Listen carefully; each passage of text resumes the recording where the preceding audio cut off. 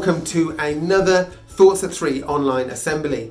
My name is Matt and I am part of the team at Southampton City Mission.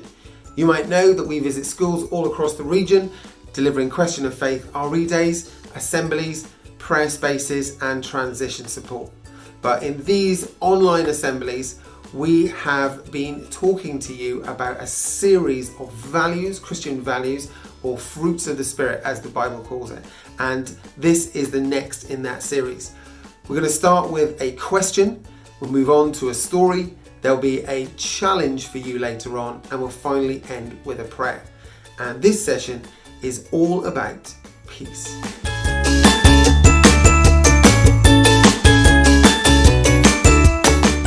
So we're thinking about peace, and that's probably a word that you have heard before. It's quite a common word that we use quite often in the English language. It can mean a time where there is no conflict, a time of quiet. Maybe you think about a place maybe that you know is peaceful. We might use it as a greeting. We might say, "Yo, peace, what's up?" or something like that. I wouldn't do that, but maybe you do, who knows.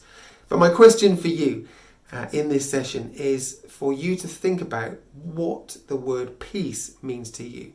So you might want to pause this video just for a moment, have a discussion amongst yourselves, see if you can come up with a definition for yourself of what peace means to you.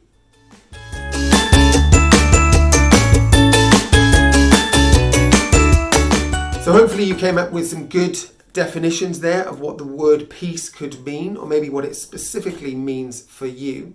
And normally this would now be the story section of our Thoughts at 3 online assembly. But instead of a story today, I would love to show you a video from the Bible Project in which they look at what the word peace actually means as it's used in the Bible. And it's probably not what you were expecting. See as you watch this video whether you see any of the same themes or thoughts as you were just discussing in that question time.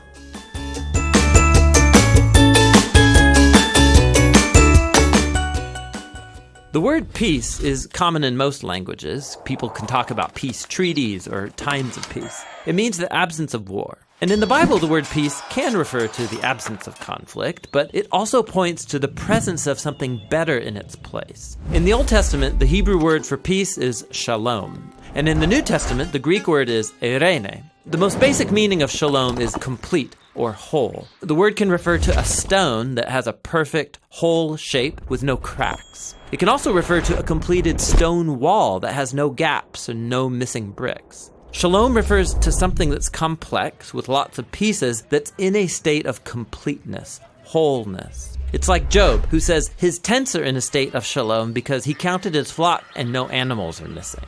This is why shalom can refer to a person's well-being. Like when David visited his brothers on the battlefield, he asked about their shalom. The core idea is that life is complex, full of moving parts and relationships and situations, and when any of these is out of alignment or missing, your shalom breaks down. Life is no longer whole, it needs to be restored. In fact, that's the basic meaning of shalom when you use it as a verb. To bring shalom literally means to make complete or restore. So Solomon brings shalom to the unfinished temple when he completes it. Or if your animal accidentally damages your neighbor's field, you shalom them by giving them a complete repayment for their loss. You take what's missing and you restore it to wholeness.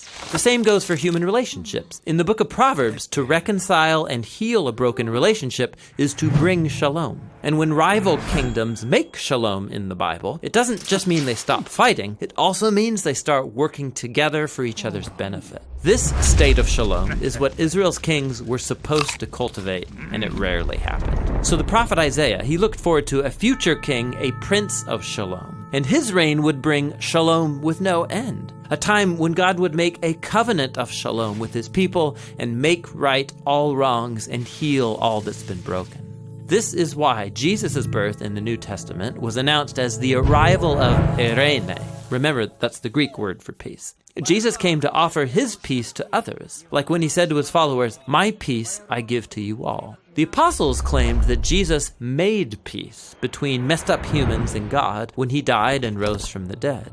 The idea is that he restored to wholeness the broken relationship between humans and their creator. This is why the Apostle Paul can say Jesus himself is our eirene. He was the whole complete human that I am made to be but have failed to be. And now he gives me his life as a gift. And this means that Jesus' followers are now called to create peace. Paul instructed local churches to keep their unity through the bond of peace, which requires humility and patience and bearing with others in love. Becoming people of peace means participating in the life of Jesus, who reconciled all things in heaven and earth, restoring peace through his death and resurrection.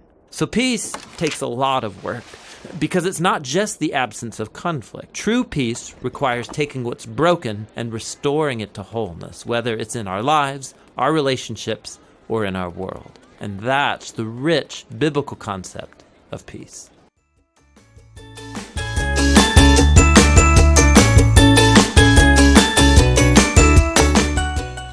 So for the challenge this week, I'd love you to think about where you could bring peace or restoration or wholeness into your life or the lives of those around you.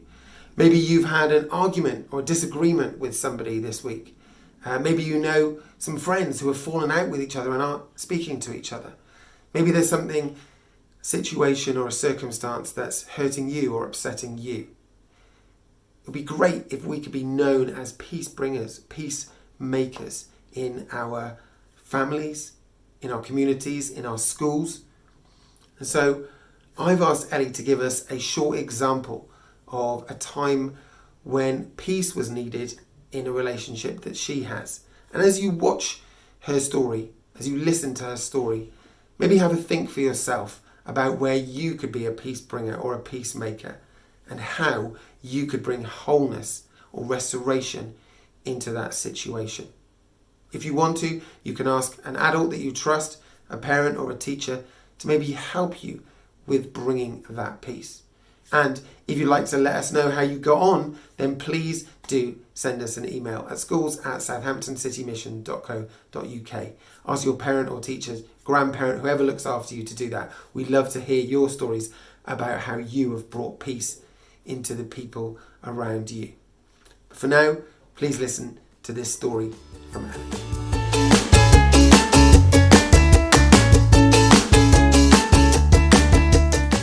I know that there have been times in my life when I have experienced peace. This has been at times when perhaps you might not expect to experience peace and you've been feeling the exact opposite. Times like, for example, when my husband has irritated me.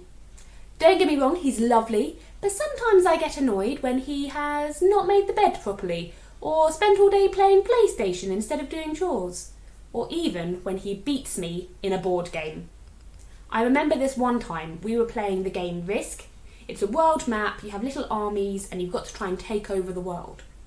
Well, my husband and I had made an alliance. That meant we agreed to not attack each other in the game.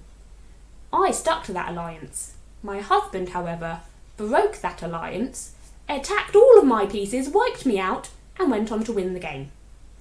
So I wasn't feeling that peaceful at that moment. But when I'm in situations like that, I don't feel great. I feel irritated and almost like something is missing, like I'm incomplete. However, I know that I can always pray to God and ask him to fill me with peace. And he does. And there is a physical change within me. I feel much more calm. I feel whole or restored. And that, to me, is peaceful. Now, being annoyed at my husband might seem like silly examples, but I know this has happened in other situations too. Like the times when I feel really stressed out because I have loads of work to do, or when I feel people have been unkind and said mean things to me. Or even during this pandemic when I've been upset because I can't hug people outside of my bubble. In those times, I pray to God and he fills me with peace. As a Christian, I believe that this is something I can always do because Jesus, who in the Bible is also known as the Prince of Peace, can do the miraculous and change how I physically feel by making me whole and restored and full of peace.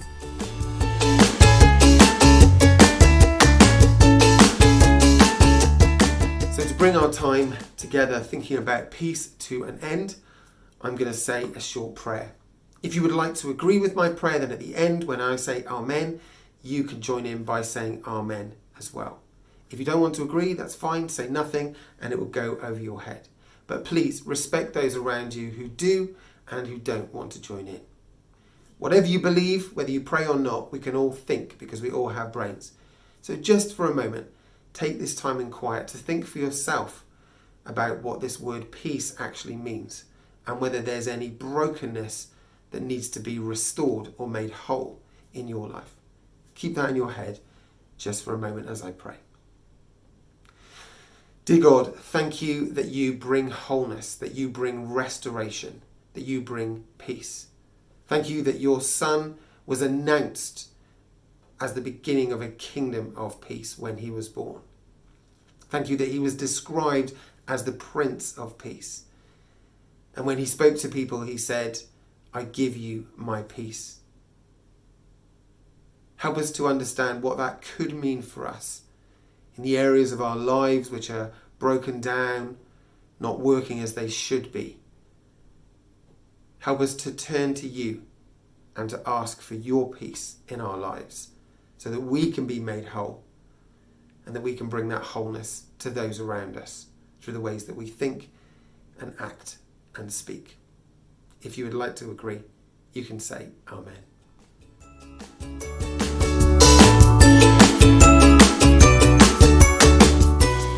Thank you so much for watching today.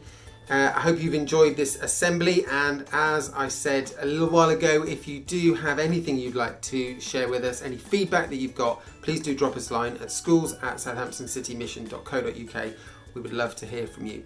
We will be back with another Thoughts at 3 online assembly next week, which will be available from 3 p.m. on the 19th of October, and that one will all be about patience. So until then, stay safe, God bless, and be a peace bringer.